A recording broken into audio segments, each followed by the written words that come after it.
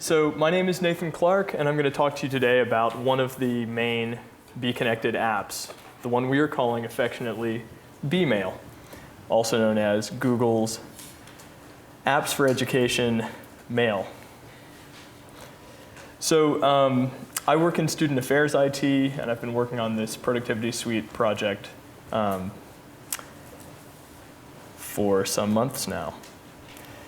I know that a lot of people out here in the audience have already been using Gmail for some time. Is that right? Okay, good. So I'm going to spend, the first thing I'm going to talk about is the bMail interface. Those of you who are using Gmail, this is going to look eerily familiar. So I want to talk about the mere fact that we're using browsers. We're going to look at navigation and screen layout. I want to urge everyone to get used to checking at the top of the screen for tabs that are open. If you are in your mail, for instance, and then you go to your contacts, a new tab will appear at the top. You can then click your mail in that black toolbar again, and it'll open another tab for your mail. Soon, if this goes on, you'll have a giant raft of tabs going across the top. So just want to get everyone used to the idea that of checking up to see how many tabs are there. And if you've got a tab already open for mail, for instance, just click on that. It'll be so much cleaner in the long run. So let me talk a little bit about the way I'm going to be going back and forth. I have in one browser a training account logged into bMail. Now this interface is almost just like the real interface. One thing that you'll notice in this training environment that you will not see in the real bMail is this little businessweek.com thing that Google loves to do of dropping little suggestions in for ways they want you to click. That will go away in the real production database. And then since I am using Google Drive and the presentation feature, the way David was, to actually show my slide deck, I have to flip back and forth between Google Chrome on the one hand and Firefox on the other. So that's something that you'll see me doing several times today. So the fact that we're using, let me get a quick show of hands. How many people are using on a regular basis a mail client like Thunderbird or Outlook? Okay, that's an extreme majority. So one thing to get used to in bMail is that if you're going to use it in its pure state, the web-based state, you won't be able to do things like right-click on it and have something meaningful occur because it's a web page. You're in a browser. If you right-click on a web page, you'll get things like view source and that kind of thing. So there are some just look and feel navigational things to get used to. Over here, this is, as most of you know from Gmail, this is what the basic window looks like. This is called preview mode because, as you can see in this column, not only do you see the subject line and from whom the message came, but you'll also see a quick preview of each message. If you open a message, they consider that to be a detailed view. And then I usually just click back on inbox to get back to preview mode. When you hit the red compose button, no surprise there, that's called compose mode. So this is the compose window. Over on the left side, you'll see a list under the compose button that can expand and contract. These are going to be what you're used to thinking of as folders, but should now begin to think of as filters. And we're going to talk about how that works.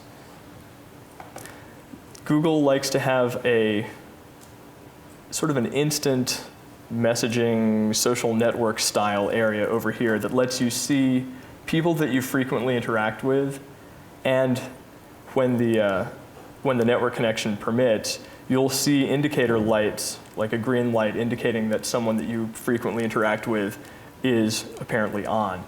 That'll let you do things like chat with them and that sort of thing. Your account identity can be easily seen in the upper right corner. Right now, as you can see, I'm logged in as a bogus training account, training86. There is a button underneath your account identity called Settings, or I'll sometimes refer to it as the little gear or the cog. If you click on the little gear, among other things, it'll take you into the Settings menu. We're going to look at that in some detail as we go along as well. Now, you see I've got a list of messages here, and I am in what's called classic view of my inbox. So this looks roughly the way many of the things that the mail clients that you're used to might look. At the moment, it's sorted so that the most recent messages are on top. The older messages are farther down the list. Next to each of the messages, there are several controls you can use to interact with the message. First, there's a whole column here of little checkboxes. As I click on one of the checkboxes, take a look up here where my buttons are that say refresh and more. When I click on a message, contextual new buttons appear. Hey, you've got a message there. Is there something I can do for you with that message? And we'll look at all of the different things we can do with that. To the right of the column of checkboxes, we have stars. You can think of a star as being a way to put a generic tag onto a message. Maybe it's an important item or something that you need to look at soon. Starring is something that works when you want to sort. And you'll notice that where it says up here, try on a new inbox, starred first is one of your choices. So if you get happy and comfortable using the star feature, that'll be a way that you can quickly sort out the wheat from the chaff in your inbox. I think if there's anything else I want to say. Okay, so that's my quick overview about kind of meeting the application. You'll notice along the top that this menu bar that David mentioned earlier is showing up. In this case, mail is here. When I'm logged in as my own self, Nathan Clark at Berkeley, at the moment I don't see mail, but that's just because my department/unit/governing body has not been granted mail yet. But so some of you are probably in that same position. Okay, so the first thing that, one thing that I want to lead in with is what's your your email philosophy? And what I mean by that is there is a continuum of different philosophy about mail. On the one extreme, there's what I like to call the zero inbox philosophy. You know people like this. I don't, but some people may know people like this. Their inbox is like a meditation space. There's nothing in there. They have everything is filed away and deleted, and they have maybe 3 items in their inbox, and they're the things that came in the last 3 minutes. Then on the far other extreme, where I live, there's what I call the giant pile approach. Your inbox simply becomes like layers of sediment, and you can archaeologically delve back in through the different epochs of email. And then somewhere in between, there's a kind of middle ground, which is probably where I would recommend most of the giant pile people try to push yourselves, which is into using, in moderation, labels and filters to be able to find the stuff that is actually important. And to some extent, I have to say, I've been like teeth being straightened with braces. I've very slowly been working my way from the giant pile extreme into the middle. So we'll look at how you can use these different approaches. I'll give you the tools that will let you choose where to fall in the philosophical spectrum. So I mentioned that when you select a message with the little checkbox that some contextual tools appear. And I'll show you one that I've just discovered that's kind of amusing called the mute command. When I looked up the documentation about the mute command, it said, have you ever been included in a conversation thread that simply wouldn't die? It started off being about tomorrow's meeting, and then someone replied all and said, hey, I can't believe that my favorite tofu restaurant is closed. And 43 messages later, your inbox is still getting these. If you want to politely sign off from the deluge of email, you can select a message, and you can go to the More button and choose this thing called Mute. That means that it hasn't deleted anything, but it just makes that particular email thread, and I'll get back to what I mean by thread, it makes that particular email thread just drop out of your site, so it doesn't keep popping in. Okay, some other things that still fall into the early kind of basics subject of email, bMail. Replying, forwarding, composing, that sort of thing. I doubt I need to spend a lot of time dwelling on this, but if you get a message from somebody and you want to reply to it, so I've opened it up, this little button here, there's a reply button, but like many, many things in Google, pay attention here, like many things in Google, there's a little list arrow next to it that gives you a wide range of other choices. So the hot ones obviously are going to be reply. It's smart enough to know that there was only one recipient, so it doesn't give me a reply all feature. Had it been sent to a bunch of people, I would have reply or reply all. It lets me forward. And then there are a number of other things. You can report spam, which Google is actually fairly effective at filtering out. There are a number of other things like filter messages like this. I'll get into filters in a slightly later part. So if I reply to this, notice that it goes ahead and quotes and inserts the previous message by default. That's something that you can choose how you want to control in settings. But then if I send a message, sounds great, and I send it, that's all there is to it. Now, one thing that you'll notice, I mentioned threaded email. In Google, one thing that's different from other email that you're used to is that it bundles together all conversations that are under the same, that are flying under the same subject line. It groups them automatically. What that looks like is, you'll see here at the top of my screen, this is a 5-message conversation that's been threaded together between this Training 86 account and another account. If I click on this, it'll not just show me the most recent message, but it'll show me all 5. Or in this case, all 2. Because you'll notice that once it gets past a certain threshold, it hides the interim conversations. So if I click on this little stack in the middle, it'll expand.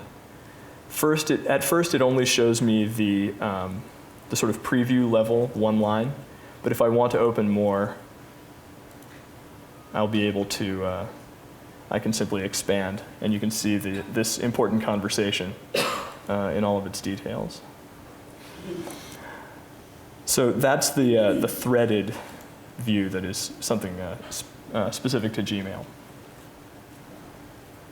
Okay, so let's take a look at composing messages, something that, again, probably not a lot to show you about this that is going to be surprising to you. But one thing to note, and I hope this is true in my training environment also, if I type someone's name, the campus directory is behind the scenes here, supporting my efforts. So as soon as I begin to type a name, it'll offer me all the available people who match the string that I've typed in.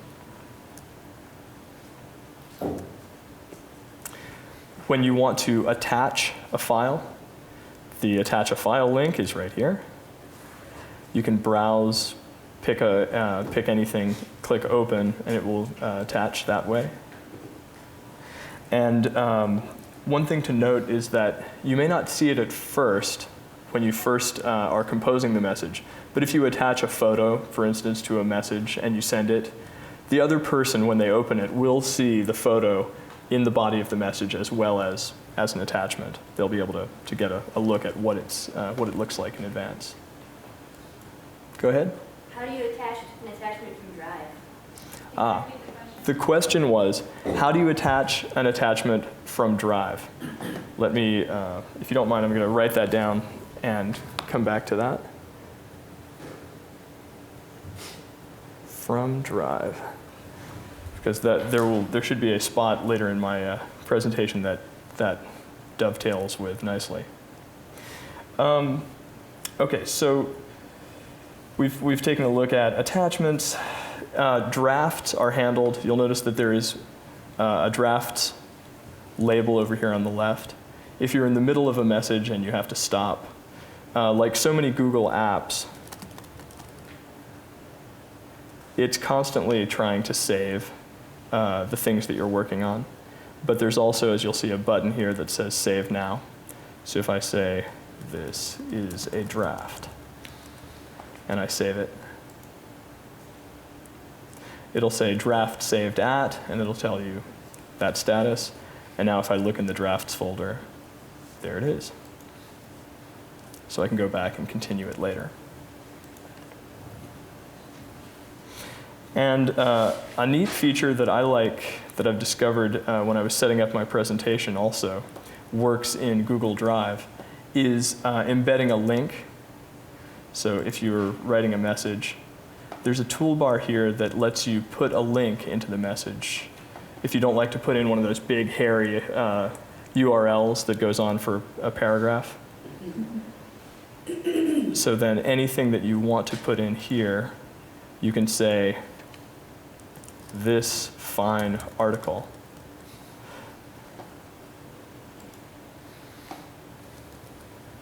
And then just paste the URL in here.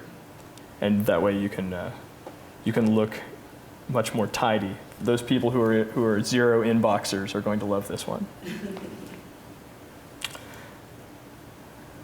Okay.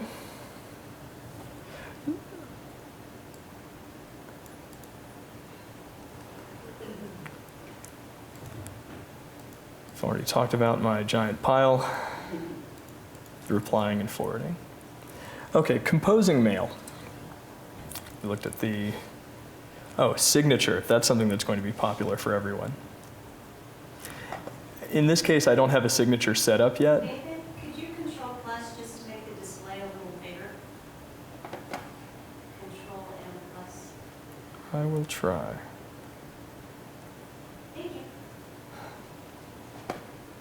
Okay. Is that better for people? Good.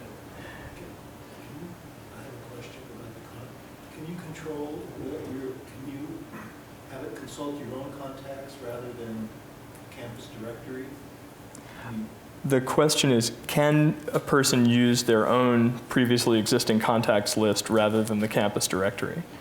It's possible to import contacts into this contacts, and I'll show you. I don't think I'll actually be able to perform an import because I don't have a file ready, but you can import them in that way and manage your contacts. And I will be going in and looking at contacts and how to do that. Is that a setting to select which one it's consulting? No, it doesn't. The question was, is there a setting to select whether it's going to search in the campus directory or in your contacts? My experience with it has been that when you are composing a message or inviting people to a meeting and you're using contacts, if whichever contact it knows about, it's going to offer it'll try to match the string from both at once. So if I've got a friend named Jake and there are 13 Jakes at Berkeley and I start typing Jake, if Jake is in my contacts that I've added, I'll see his name included in along with the 13 Jakes at Berkeley. So.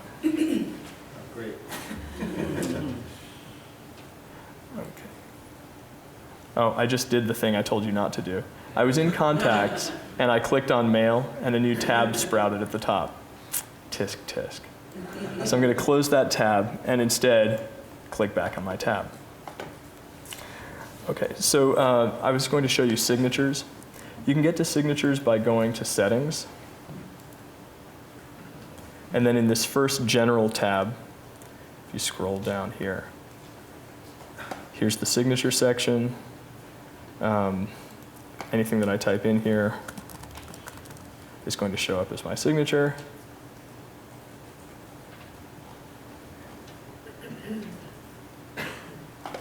Now if I go back and I compose a message, oh, I need to save my changes. At the bottom. Yep, typically. And do you also There it have is. to activate the signature? No. When you've saved the signature, since in Settings, the question was, do you have to also activate the signature? If I go in here and the signature, if I say no signature, then obviously I won't have it. But if this is included, this radio button is selected, then it'll go ahead and append this to the end of your message. So there it is. As I compose the message, so my signature follows. Can you have multiple signatures? Can you have multiple signatures? I don't think so. The answer is yes, but I'm not sure how to see it. There is something called canned responses. Some people have, I know that I've seen people use the signature feature in Outlook, for instance, to have essentially a prefab set of information that they want to mail out. That can be done, but I've not seen a way to have multiple signatures. Under the Google Lab, Mm-hmm.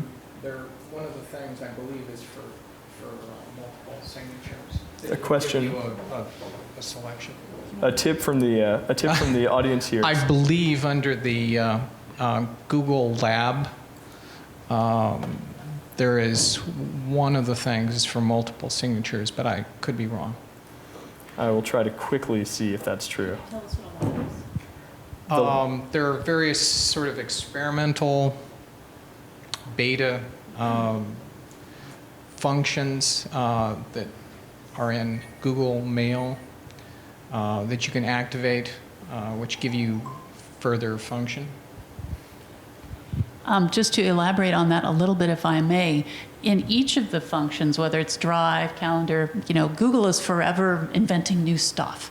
And as they are inventing it and testing it and so forth, it will be in the lab function. So you can, if you're trying to do something and you're not sure, you can see if somebody's working on it, if there's a beta version of it in the labs. This is one of the great features and why the university is going to be connected and to Google, therefore, because we will have this ongoing update of features and functionality.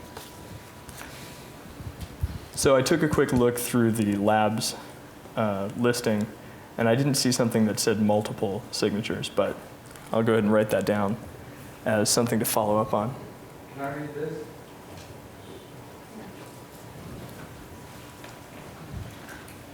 It just says, in some cases, users can create only one signature per email address. However, they add multiple email addresses to their Gmail account via settings accounts. They can create a unique signature for each from address by using signature drop-down menus. That's, can my users create multiple signatures from So it sounds like it's account by account, one Okay. per. Thank you. Okay. So I mentioned earlier the classic view of your inbox. One of the other things that bMail offers as a prioritizing and organizing feature are these other choices. There's an entire algorithm, fairly sophisticated, that Google uses to try to judge which messages are important. It's not arbitrary. They look at things that people that you write to a lot, messages, if messages from a given user are consistently read by you instead of being left in an unread state, if you reply often to messages from a particular user, then gradually those messages get elevated priority. And if you choose then this important first, for instance, you'll see your inbox will be segmented into the important messages and everything else. Now, when that happens, it's possible to teach Google which are important and which aren't important. So for instance, if training 102 is listed in important and it shouldn't be, I can click here on this little marker. And when I click that, you'll notice it says this conversation has been marked as not important. Likewise, if you go down here into the everything else, and I say, oh, this message from training 33 is important. If I click this, then it will mark it as important. So over time, you can teach it about that. In my case, I'm a little leery of going to this because I'm terribly afraid that the algorithm is going to miss something, that it will be hidden down in everything else, that it won't be in front of me. But I think what I might begin to do to get rid of my giant pile of email, or at least to use it better, is to use this starred first option. That way, at least, there will be a section at the top, and if there's something that I'm in the middle of that I know I need to get back to, I can click the star next to it, and then presumably if I refresh my screen, that starred message is going to show up in the starred section. That seems to balance nicely my, my compulsive need for control over my messages and being able to sort things out and make them visible to me. Because the one drawback of the giant pile of email approach is, of course, that important messages come in and they just get snowed under by things that come in after them. Okay. So there are these different choices. Obviously, we can probably infer what unread first will do for you. It'll make you a section of mail that you haven't opened yet. Not so important for me, doesn't seem appropriate generally for me because I don't want, the fact that I haven't read it doesn't mean that it's necessarily something I want to see more of.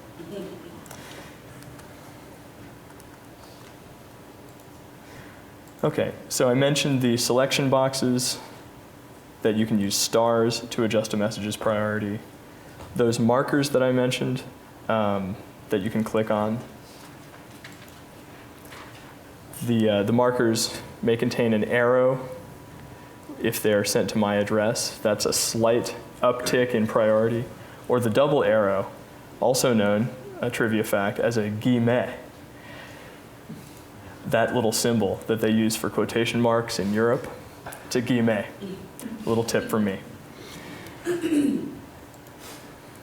And then there's a place where if you don't like the sections that the inbox already provides, you can customize your inbox sections. Again, by going to Settings and going to Inbox. There's a section here for, right now it's starred and everything else. And we can choose to customize that from this space. Okay. Now, I mentioned settings just now. Let me do a quick overview of the different settings tabs without spending an inordinate amount of time on each one of them. You've looked at the general tab a little bit for the signature, but you'll notice that there are also basic things like how many messages should I have showing up on the screen at once? It gives you a certain amount of control over the different kinds of stars you might want to use, different color-coded stars.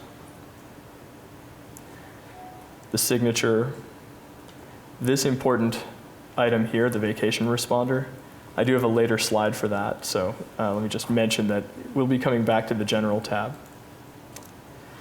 Labels, again, I'm going to get into that in a little more depth later on. There is an inbox tab in settings that I've mentioned before.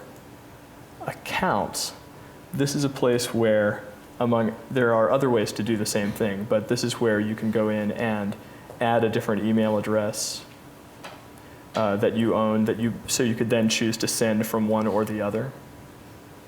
You can also use this as use Google as the sort of front end for another email account that you have. And I'll talk a little bit later today as well about how to set up an alias and to work with multiple accounts. Filters, a very important tool, a powerful tool. In Outlook, you might have seen them called rules and alerts, but this can automatically direct messages of yours.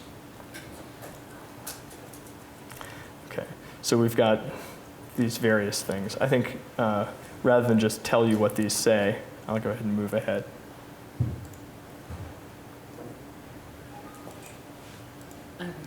Question? When you enable IMAP, does that mean you can still keep Thunderbird and get your mail? If you, the question is, if you are using IMAP right now in CalMail, can you continue to use Thunderbird as a front end in front of bMail? Yes. The answer is yes, you can. The question becomes a little more. This has been a debate point, as you can imagine. It would be ideal from the sort of top-down perspective for us to not burden our various IT departments with these cumbersome mail clients. However, reality is that we love our mail clients, most of us, and we're going to hang on to them. So yes, the short answer is yes, you will be able to do that. Go ahead. It hasn't happened yet, but I think eventually down the line, Thunderbird is going to stop being an active concern, right, for Mozilla. Do you think that the comment that Thunderbird is going to go? Yeah, they have. I think they stated that at around version 13, but it's already up to 15.01 or something like that. So, is it up to 16 now? So it's. It may be a case of Dewey defeats Truman, but it may not. It's hard to know. I believe the university's position is that obviously we want everybody to use Google. That's what we're adopting. We want everybody to be in the bConnected space. But clearly, individuals want to use the client that they're most used to. Nobody's going to stop you from doing that, turn that off. But it's likely, or it is under consideration that as new versions come out, that those will no longer be supported. So it's sort of a, if you want to use it, go, be happy, use it. But if you want to be in the supported environment of the university, then this is the tool that we support, bConnected. Well, that leaves one more question. So campus will eventually phase out, like they phased out support of Eudora. You can call up 28500 and ask a Eudora question, but it's unlikely anybody but Bernie would answer it. So, so they probably will just cut support, I would imagine, right? So. Eventually. Yeah, This is all active conversation. So, we're not making any definitive recommendation or statement because it's a big place, it's a big change. People need to be comfortable. People need to be able to communicate. So, Yeah. Yeah, and I think that on the side of going with the web client, it's so much richer in features than Squirrel Mail or Roundcube CalMail were, that at least they have the purists who want us to use the Google web-based interface at least have a leg to stand on, telling us that this is something that can support all of your needs. But we all, as humans, we hate and fear change instinctively. So there's a delegation feature. The delegation feature allows, there may be some of us who actually want other people to read and send mail on our behalf, and for whom that's appropriate. So you can do that under the settings menu in accounts. There's a selection that says grant access to your account. So if I were to go in here, where it says grant access, it gives you a choice of whether you want then if someone goes in and reads your mail, you'd like it to be marked as read so you can tell, or whether you just don't want to know. Let it seem to be unread by you, as far as anyone knows. And in this situation, you would just go in and say, if I have a colleague, and I would enter their at berkeley.edu address and give them permission to be my mail delegate.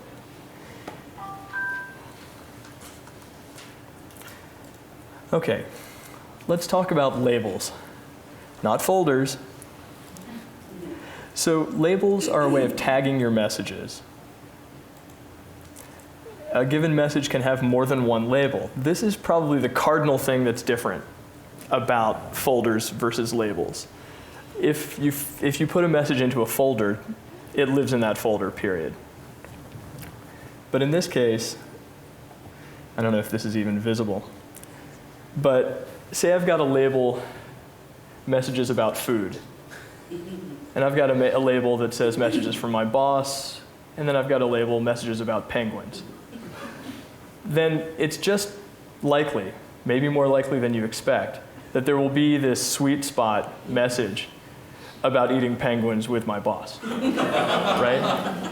So if you, it's important to understand that, in this little space of the Venn diagram, I'm talking about either eating lunch with my boss or, having a strange cannibalistic experience. This is about eating penguins or eating with penguins, and so on. You get the idea.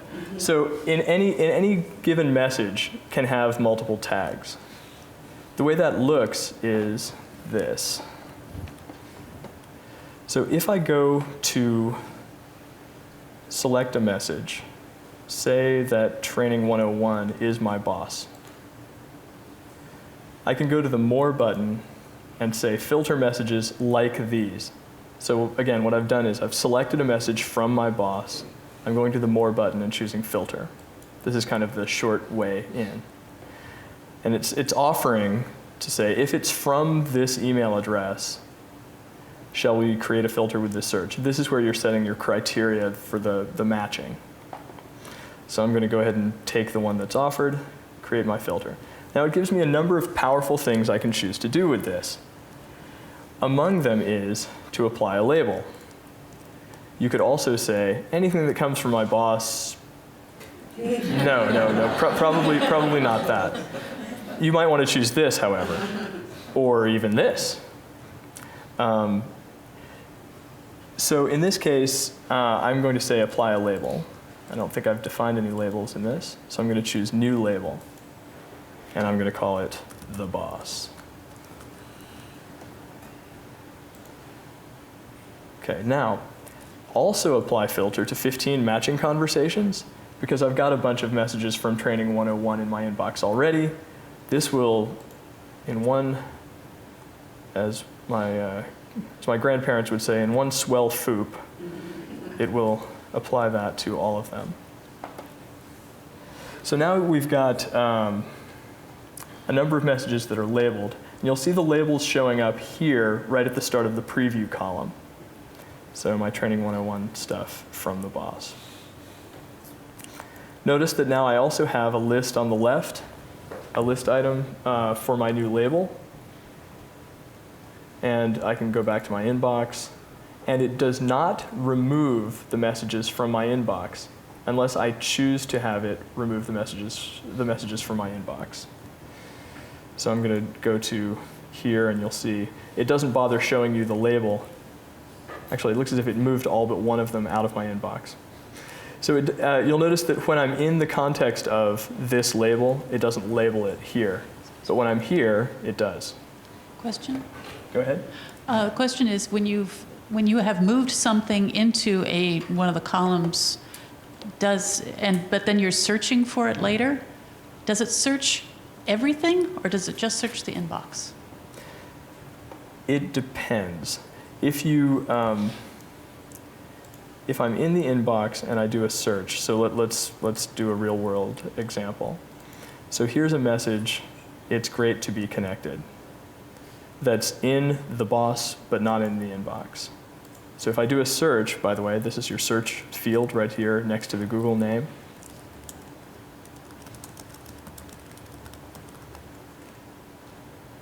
So it finds it right away, and it lets me know that it's in the boss label. So in this case, it's going to look through all your mail by default. All mail, by the way, is a term of art that I'm using deliberately. There's a view or a label here called all mail. And behind the scenes, you'll see that all of your mail shows up in there. The exception is, well, the only exception for all mail is things that you've deleted and that you've deleted more than 30 days ago. Anything that you delete is going to stay in the trash for 30 days and then get automatically purged.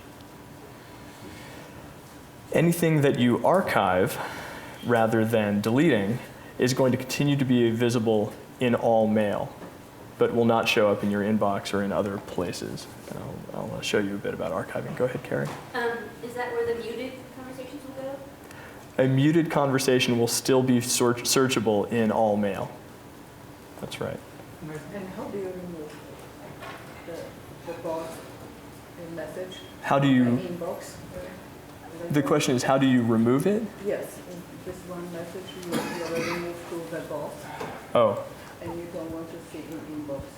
okay. If I don't want it to show up here, Right. then I can tag it and I can say the move to, right? And choose to move it into the boss, and it'll just disappear from here. So when you have a message selected, you have the choice of putting it somewhere exclusively, and so it doesn't show up in your inbox anymore. Another question? Yes, so when you do a search, it is very handy with Thunderbird to do a search on a certain folder. Oh. I'll call it a folder, even though it's a label, etc. Being able to narrow your search. Right, to narrow the search.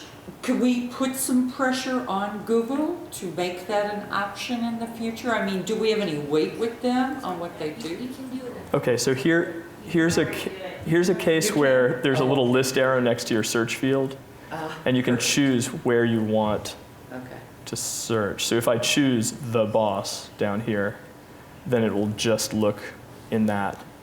And notice that the search button, Google is pretty darn good at search by this time. So they've given us a number of ways to narrow down the criteria Also for your write search. In the thing, you can just write in space the label you want, colon, and the search. Oh, here, if you say in, And then the label, right? okay, and then if I say, is it going to understand the space, or do I have to put, oh yeah, it will. So if I say in the The boss, boss. There you go. and then I can say connected, if I can type it. There you go. It's rather Is there a odd. question here? Go ahead. How does one delete hundreds of messages? Oh, okay. So one thing that you could use a filter. The question was, how can you delete hundreds of messages? You can use a filter to do that if you want to delete messages that have something in common, for instance. But if you wanted to just delete a whole pile of messages, there is a box here that lets you select.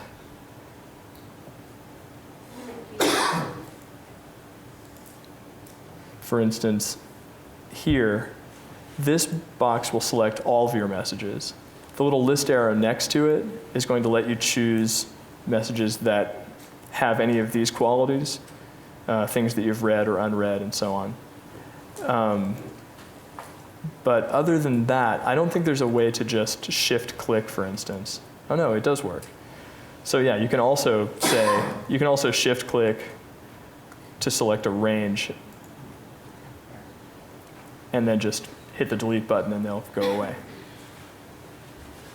Does that answer your question adequately? Okay. All right, so I do want to point out this box at the top, the selection box. By default, it'll let you choose everything or nothing. But again, here, you can use this to just select messages that meet these criteria. Go ahead. My most important user stores mail in trash.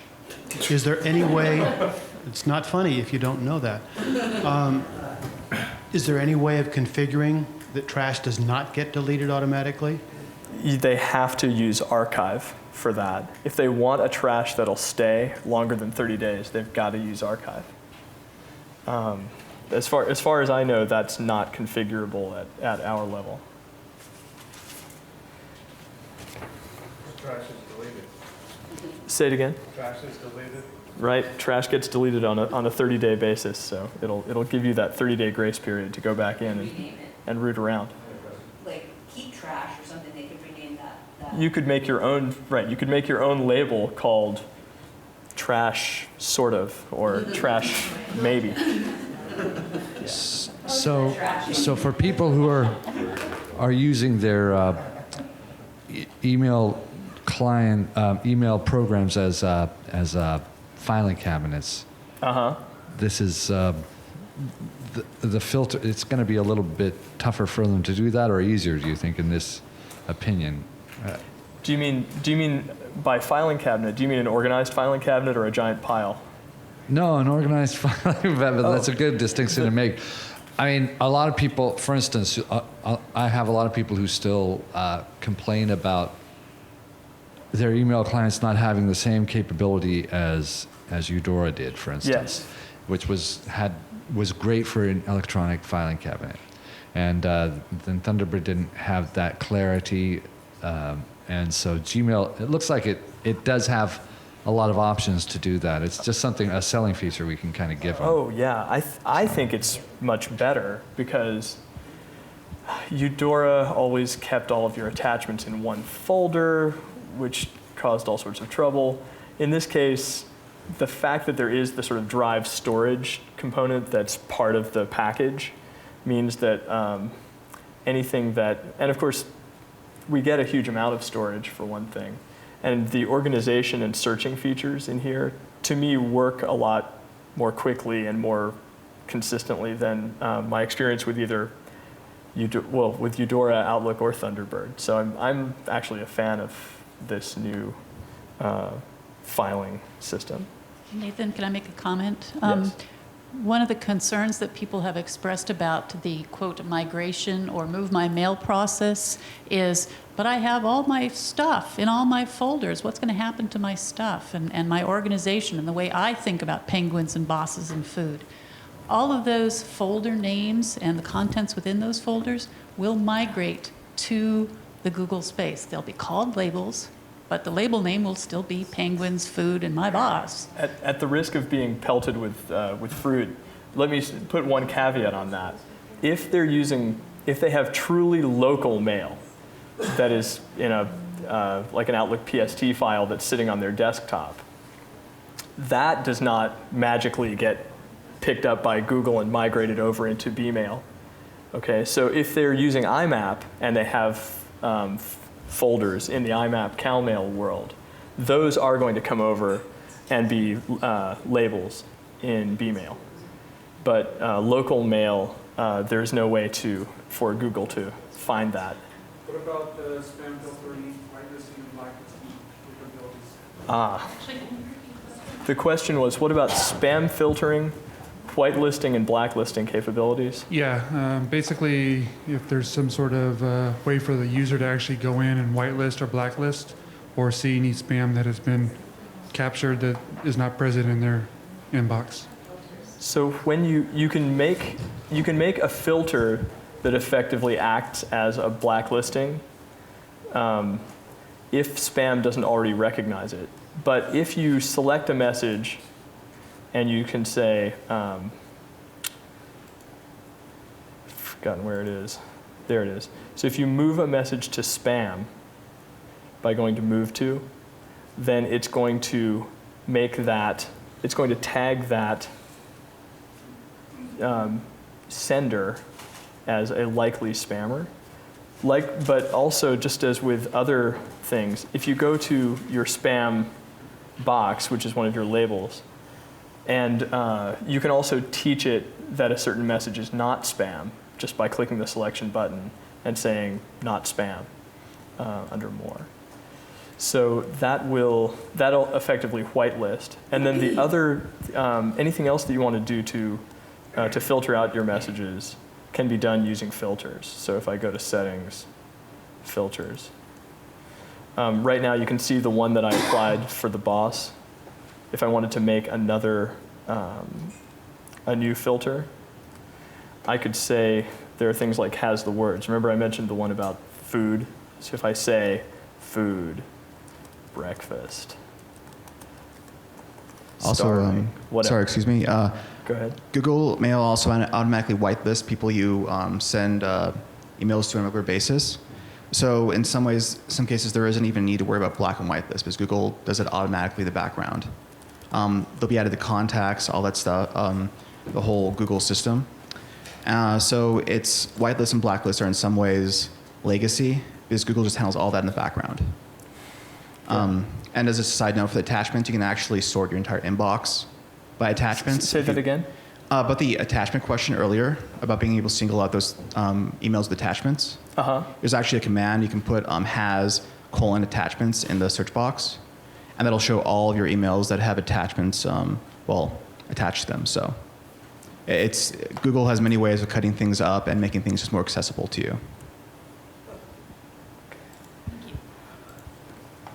Good answer. So the filter, this is the has attachment feature that you just mentioned. You can just click on that. You can also stack on a date parameter if you want to and do a search that way. Notice that when you go into your search settings in that drop-down list, it gives you the choice of doing a sort of ad hoc one-off by clicking the blue search mail button.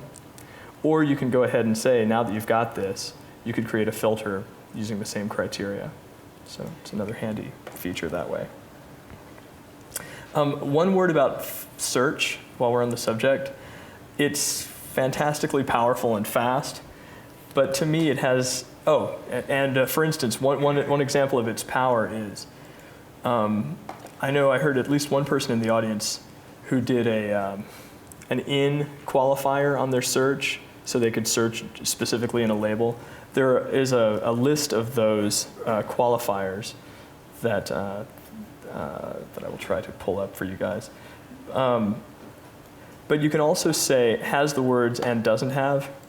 So for instance, if you wanted to say has the word food, but doesn't have food for thought, something like that, because there are going to be situations where this wouldn't be appropriate, but this would.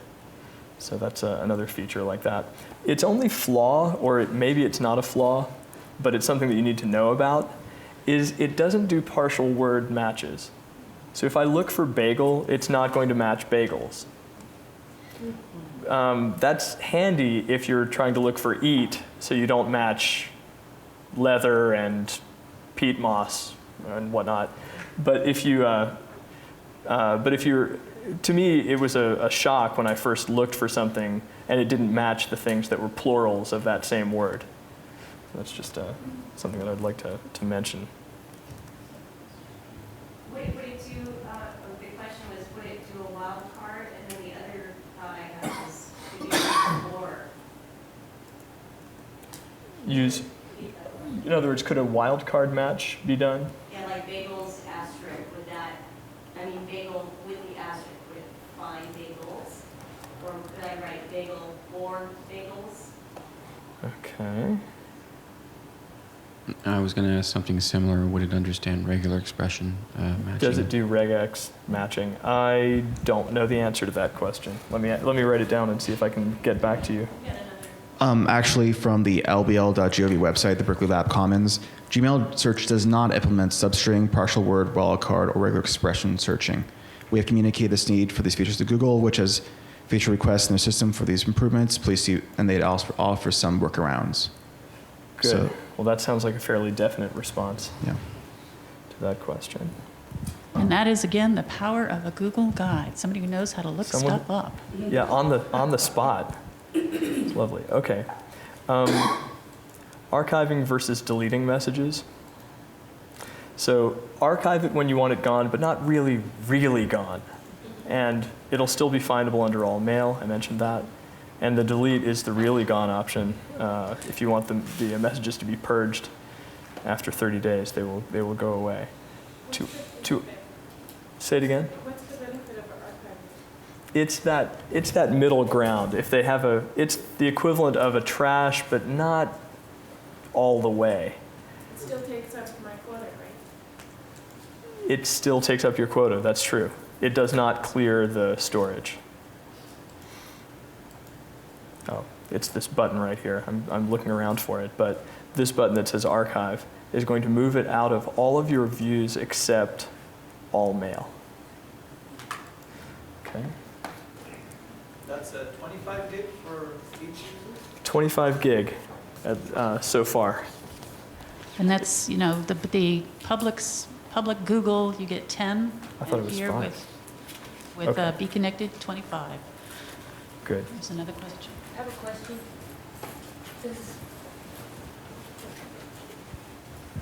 Can you archive a label, or do you have to archive individual messages? You could select, if I were trying to archive a label, I would essentially archive all the messages under that label by going to the label, selecting all the messages, and then archiving them. So it's message by message. That's strange. I guess it's the reason I don't have an archive button here is that while it has another label, it looks as if you'd have to strip the label away from it and then archive them. Because otherwise it would not function the way an archived message is supposed to, which is to disappear from everywhere except all mail. So that seems to be the more complete answer to that question. No? The answer's no. Okay, yeah, I guess the short answer is the shortest answer. Let me show you the vacation autoresponder, one of those great features in settings.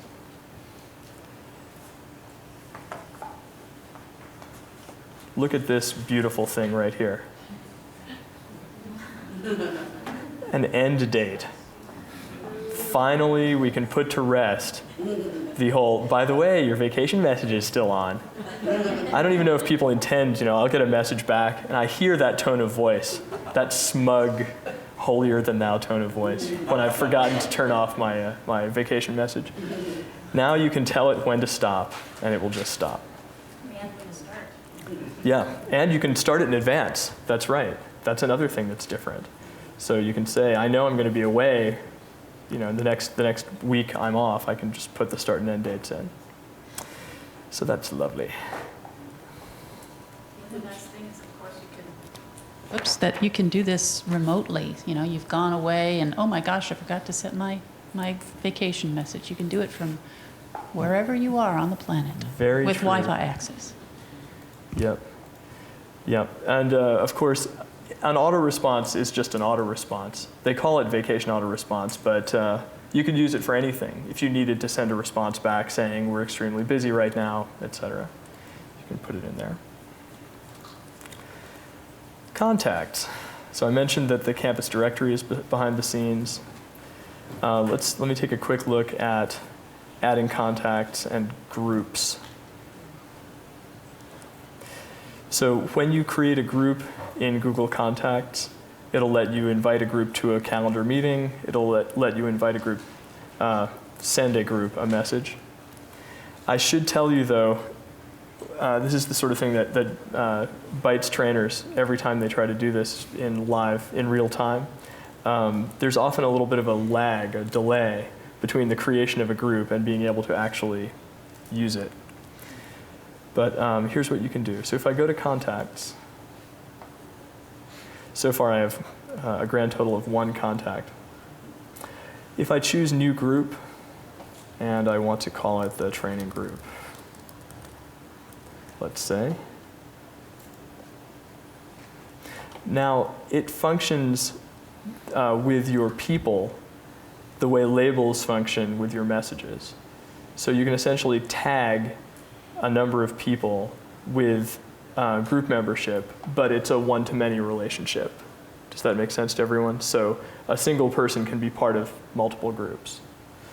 So now if I've got this group called training group and I want to add someone, in the context of the group, when I go to add a contact, it's going to assume that I want to add them here in this group.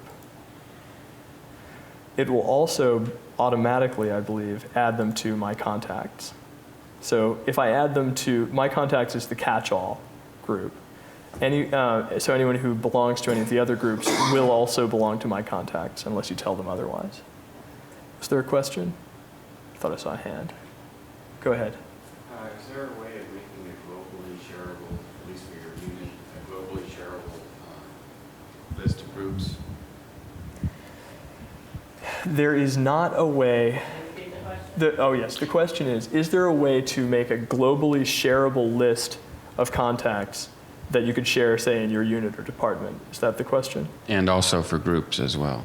Only with exporting, and you can export the group and then other people can import it.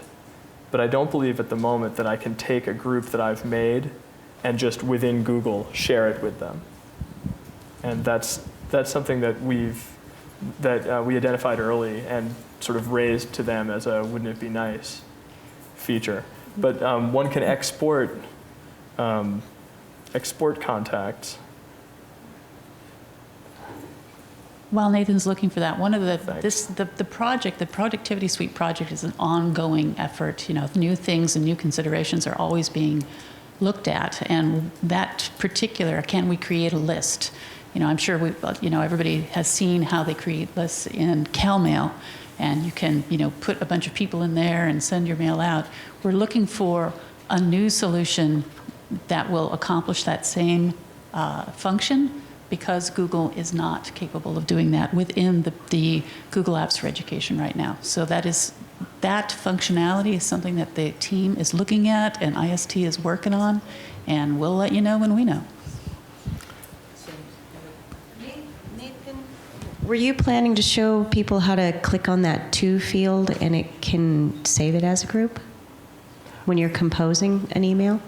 Oh, that's a great feature. Let me show them that. Go ahead. So the groups that we currently have will still remain available via some mechanism at Berkeley, correct? Yes. Yes, the groups. The question was, will the CalMail groups that currently exist be migrated over? And the answer is yes. Wait, be migrated over or be available via the CalMail website, etc.? So we're talking about lists, not groups, lists. Yeah, the lists, when you go into Manage My Account and you can see which lists you have access to and whether you have rights to add people or take them away or, all of that. That is what I was referring to about what is still under consideration and conversation within the team. So while that functionality won't disappear when your particular folders are migrated to the Google space, to the bConnected space. But that functionality, which is a unique feature, if you will, for our campus, or each entity has its own way of doing that, the IS&T department is considering how we're going to handle that in the future as CalMail is decommissioned in the future. Does that make sense? So for now, these are saying that for those groups, like let's say FRC list, which is one that University Relations uses, the FRC list. It's hundreds of people. So now we'll just still use it in Outlook until there's a workaround created. It won't be, I'm not sure if it's going to be Outlook. I'm not sure is the short answer. So that is something that we'll find out and get back to you on.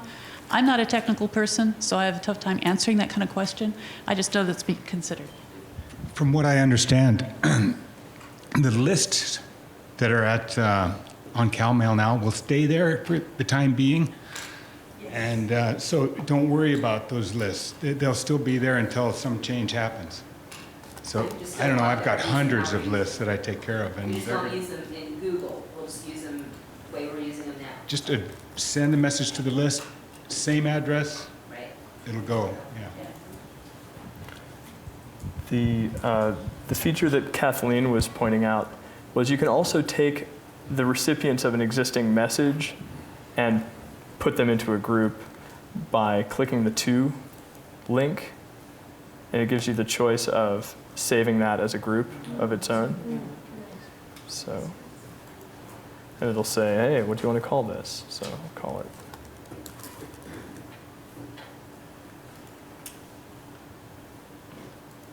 And then if I go back into content. Yeah, so you'll see that the group has been created in more or less real time. But if I try to address a message to that group, let's see if it will work.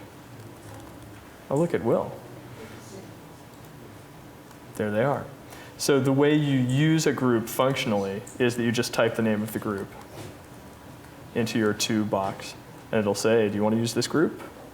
And when you select that, it'll populate those addresses. Okay, everybody take a quick 7th inning stretch with me.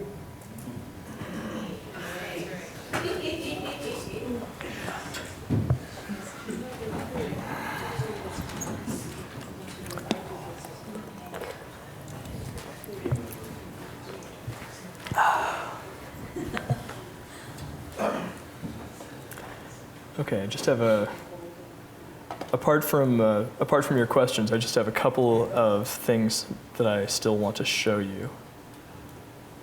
One of them is about aliases.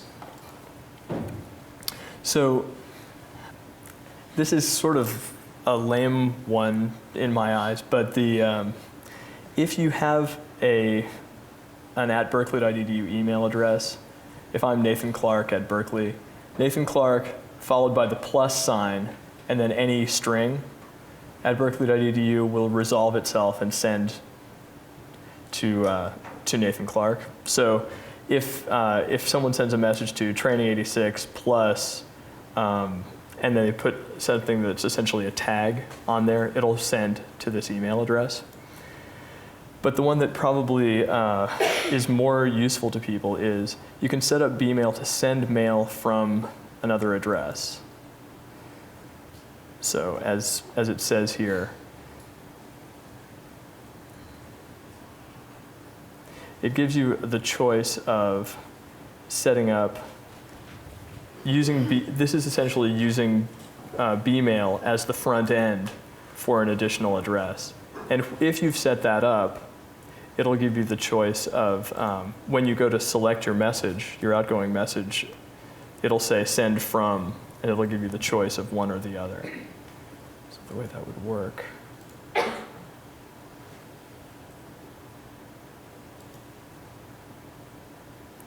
It's forwarding.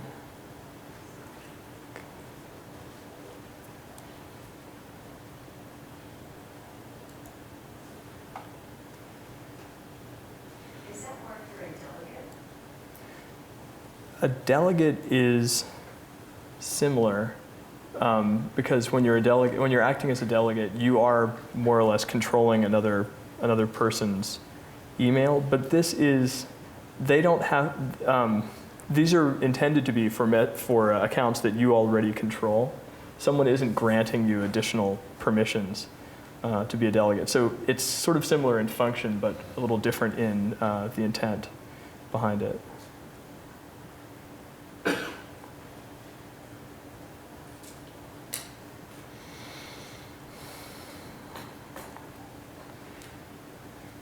Oh. So this gives you different choices about whether you're using bMail to send messages from some external non-berkeley.edu address, or whether you're using it for a berkeley.edu address. And you'll go to Settings, Accounts, and then Send Mail As. So that looks like this. Here. So it lets you say, add another email address that you own. So if I want to put in some other,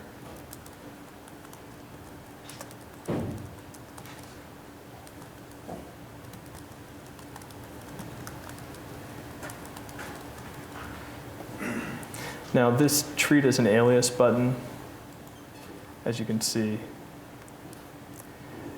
if you do this, it will let you send a message, but it will not disguise the fact that it's coming from your real berkeley.edu account. So there isn't a way then, I think by design, for a person to just impersonate another address. So I can't become Chancellor Bergeneau? No, unfortunately you can't. We've tried several times, but so far that's not been possible. Okay, and then the last things that I wanted to mention, I've sort of already covered in the course of this of the training. One of them is the chat feature. The chat feature will show up here on the left if there's a particular message or person that I want to chat with, and they're on, and their little green light is on.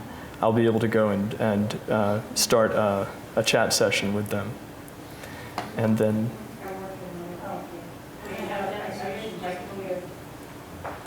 That would be great. Can you turn it off? Yeah, can you turn it off? Can I do what now? Turn it off.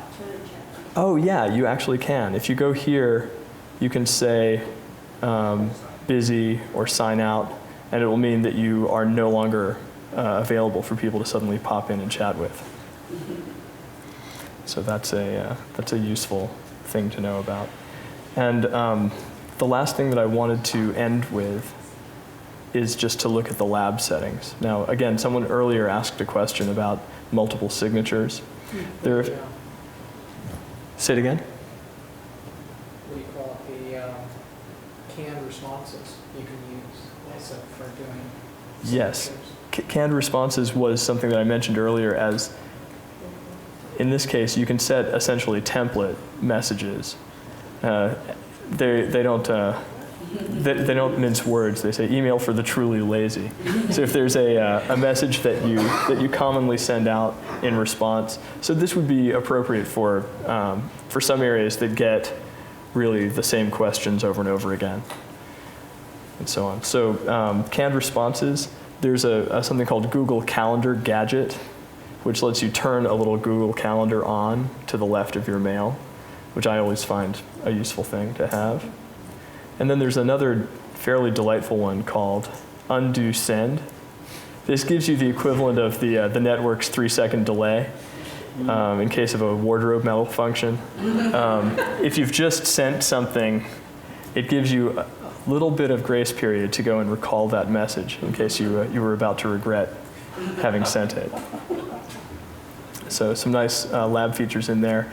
As mentioned before by one of the well-informed audience members, these are beta, so we've been warned that lab features can come and go without warning.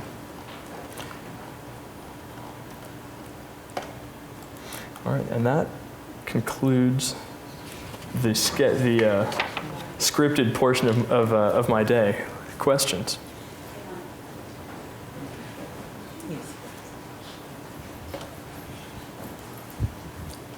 Hi, so our group manages an application that actually gets email from the Berkeley system using some JavaScript, and it removes the email once it's downloaded because the email actually creates a ticket. Okay, and the address is an @berkeley.edu address. How is that going to happen in the future? So it's its own, is it like a departmental email address? Yes. So there is an owner of it, or there has been in the CalMail world, someone whose purview that email address is? Well, they created it so they know the password and they can log in as that user, etc. This is something that I don't know the answer to. There's hey, look, I just got a chat. But there's been I have a number of users that I support also who have a similar situation. Yeah. And so far, I don't know how departmental or role accounts like that are being migrated. So it's an open, I think for me at least, it's an open question. Maybe someone else in the room has more info. I can give a partial answer, and again, it's not a technical answer because I'm not a technical person, but if you recall from David's presentation where we're having 70,000 people on campus being provisioned with the bConnected suite and then moving that mail, those 70,000 people are individuals, and that's a big lot of work to do over the next few months. There are conversations, the group, the technical team is working on what I call, and it's just me, the ancillary folks or the ancillary accounts like departmental accounts, alumni, some of the other portions of folks or entities that have a @berkeley.edu email address. The first order of business is to get the people and the people's mail functioning and migrated. And the other things like departmental emails, CalMail isn't going away. So that will still exist and still be functional within CalMail while we first get all those 70,000 people up and running. Thank you.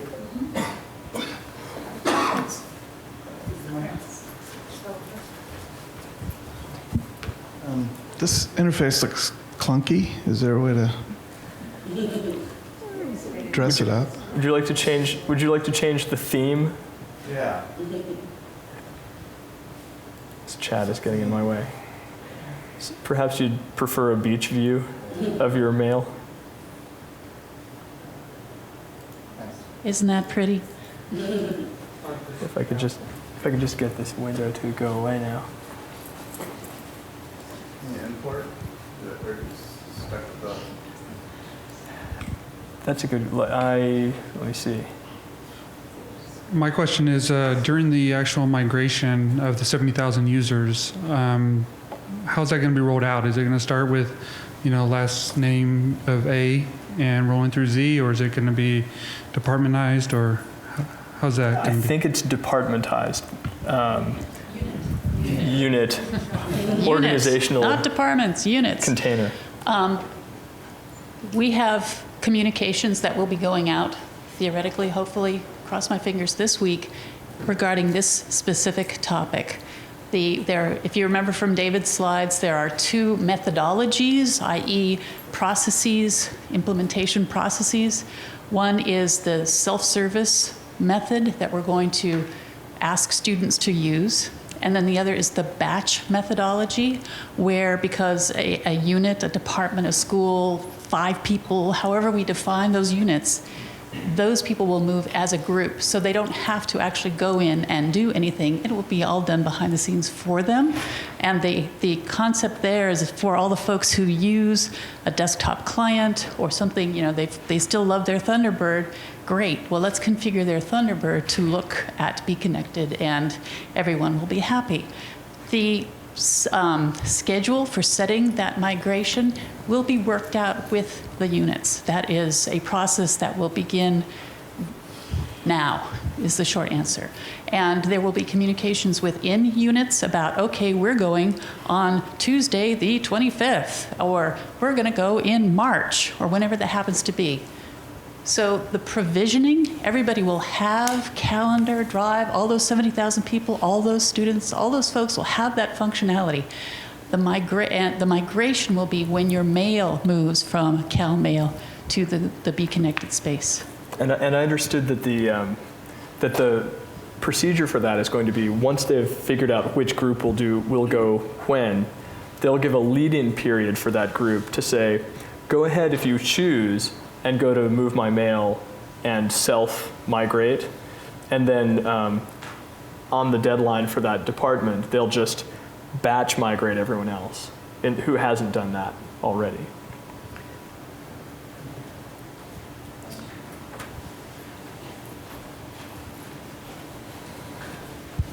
Actually, you said you were going to come back around to how to attach an attachment from Drive.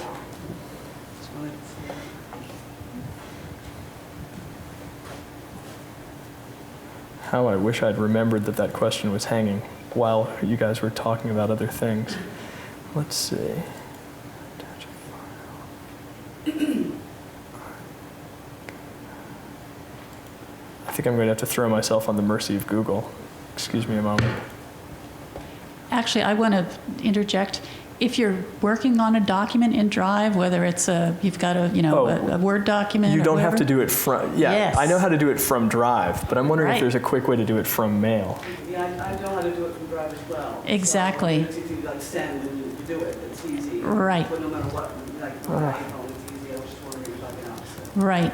The object of this game is to have everybody working with these tools in synergy. This is why it would be very, in my dream world, everyone would be in the same bConnected space, so that if you're working on a document or a spreadsheet or a presentation and you want to send that to someone else, you simply, in the Drive environment, go ahead and do that. You don't have to go out to your email, attach it, send it, have it come back. You can just say, hey, Mary, why don't you go look at this? And you can have a little email that comes from Drive, directs them directly to that document that you're talking about.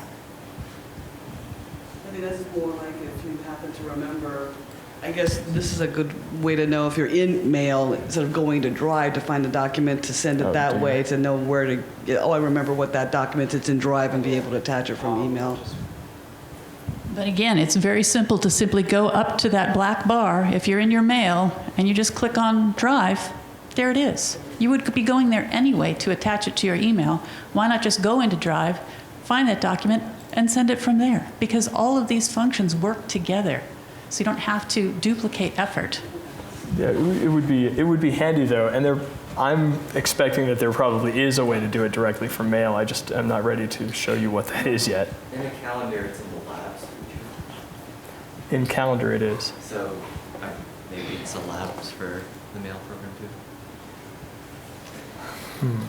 Well, I'm just wondering if maybe they want you to install Drive to your desktop, kind of like Dropbox, and maybe that's the easiest way to go directly from Gmail to get the attachment. Otherwise, maybe grabbing the link from Drive. But yeah, that's like a couple of extra steps. When we get into the other demonstration, I'm maybe not understanding what you're saying, but it's not necessarily extra steps, and it's not a download. It's all there at once. It's one tool. Okay. I see you have 3 browsers open. Are they all equally useful with this, or Are the 3 browsers equally useful? Are the different browsers that I have equally useful in the bConnected world? Yep. I think there's one.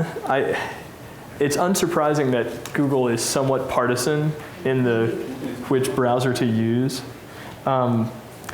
There's one feature that I know that they advertise as being only available via Chrome browser, and that is the thing called desktop notifications. That's the only feature that I've seen so far that it matters which browser you use. Desktop notifications, if you're using Chrome, means that it will actually pop a window up that's independent of anything else, sort of like having a desktop client that'll pop up a notification. Apparently that's something that Chrome will do that other browsers won't. Excuse me, also there's 2 more features I'm aware of. One is that offline viewing in Chrome is enabled by default for bCal and Gmail. That's not present in Firefox without an extension. Also, I believe that you can drag documents from Google Docs, Google Drive onto the desktop through Chrome. You can't do that through Firefox without an extension. Oh. So in Chrome, if you just take a Google Doc in Drive, you can drag it. Yeah, that's documentation says. I think it's kind of a lab feature that's going on and off. But yeah, those are 2 features I'm aware of, and yours as well. Good. Yeah, the desktop notifications I know works in other WebKit browsers, so Safari and OmniWeb do that as well. Oh, okay. Something even simpler I was wondering about because these are going to have all kinds of crazy URLs.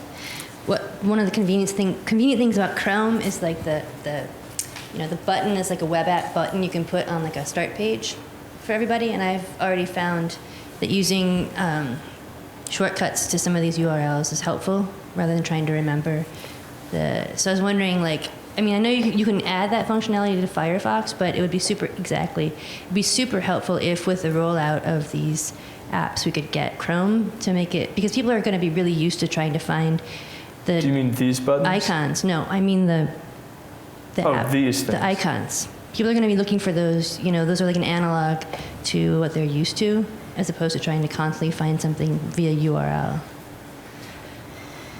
Yes, I agree. That will be useful.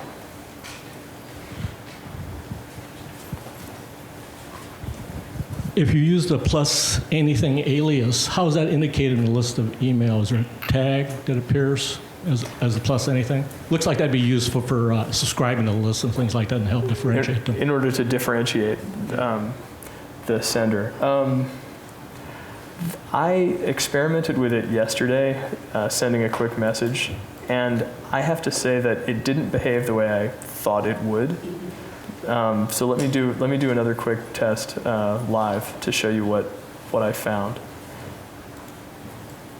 I thought that it would be obvious as the receiver of the message who the sender was, and I'm just going to log in as a different account.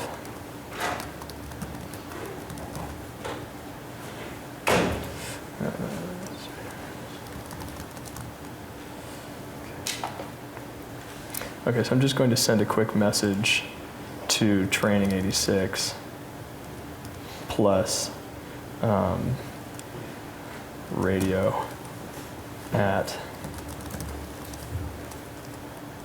Okay. Tags. And I'll send that, and then I'll check my training 86 account.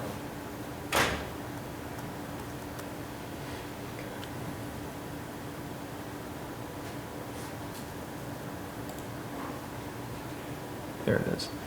Okay, so when it comes in, yeah, so it's subtle. I can see in the two, it hasn't stripped that away, but it doesn't exactly jump out screaming at me either. I think I'd have to go and look for it. But you could then send yourself a filter that said, if you get something from That's radio, then wonderful. Exactly so. Then if I wanted it to leap out, I could set up a filter that looks for the plus radio and throws it into a radio label. Yeah. Go ahead, Carrie. Have you touched on being logged into multiple Gmail accounts? Yeah, well, as you can see. Talk about a little bit about being logged into multiple Gmail accounts at the same time. Yeah, as you can see, I've chosen to cheat by just switching from browser to browser just to try to avoid the pain. But if I go in, say right now I'm in my Training 86 account, and I want to add another account.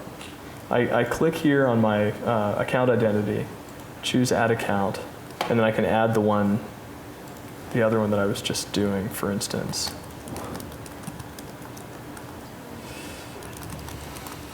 Okay. So now, what starts to happen is I get tabs at the top. So now I have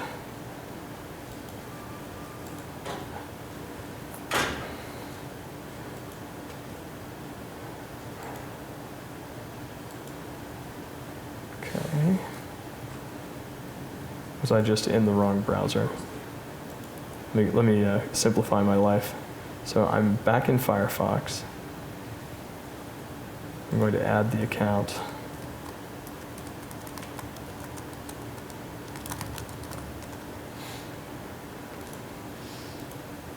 Okay. Okay. So then thereafter, if I go up to my account identity, I can switch back and forth by clicking on them. But a proliferation of tabs are occurring up here. So as I switch back and forth from Training 86 to this,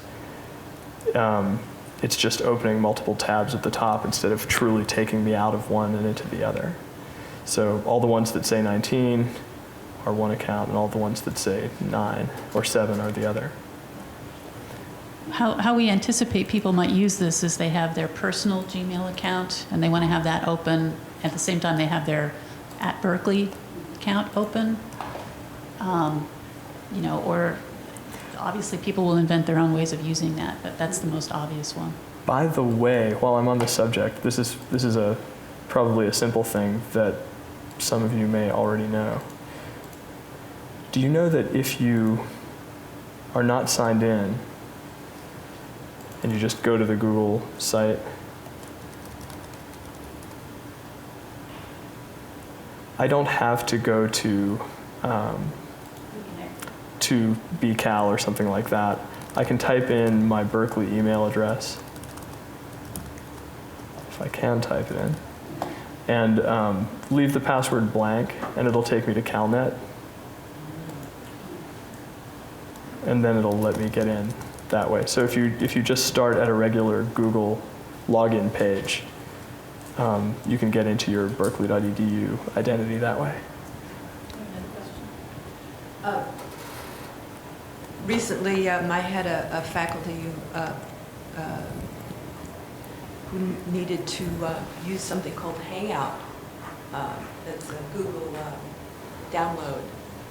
It's really cool. Are there going to be any limitations on what you can do in Gmail as opposed to bMail? Yes. There will be. Okay. Do you want to take it? Because I think the answer is it's limited to this suite that we've already identified. Exactly. So the bConnected suite, the Google Apps for Education, has additional security functionality that occurs just within the berkeley.edu environment. So you won't see advertising. Google won't be looking at your the content of your documents or the content of your mail in order to deliver you advertising, even when you're out there in the universe, in the web. So that is one of the beauties of being within the at berkeley.edu environment, within the bConnected environment. You can still, anyone can still go out and use the other functions. If those functions are something that require a Google login, you will have to log in with your Google private login to do those things. But if it's something like search or images or maps that are free and available to anybody, anywhere, that is also going to be on the bConnected navigation bar. You can go in and out, look, search, find maps. All of that will be available to you. So the short answer is it's all available. Some of it is within the bConnected environment. Some of it is available free. It's in the external environment, but it's still, you can see it and use it. And some is within the Google space itself. So when you enter those apps, you need to log in as a Google user rather than a bConnected user. I have a two-part question. So if I put too many files under my drive or documents, will it also affect the quota on the email? I think that the question, I think that the quota limit, the storage limit, is inclusive. So yeah, one affects the other. It's a 25 gig total. Another question on that. So if somebody give the email authority to someone to view it, will he or she be also able to view the documents or just the mail part? Just the mail.